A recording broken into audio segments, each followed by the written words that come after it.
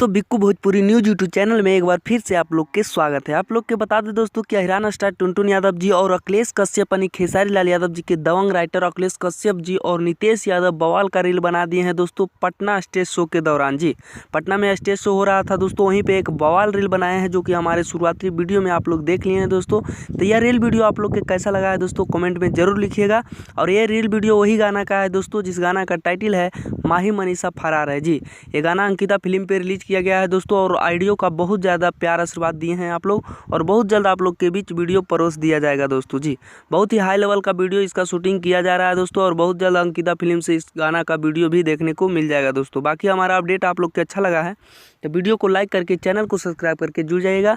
यहाँ पे हिरान स्टार टुनटुन यादव जी और खेसारी लाल यादव जी के न्यूज़ मिलते रहता है दोस्तों। बाकी इन दोनों का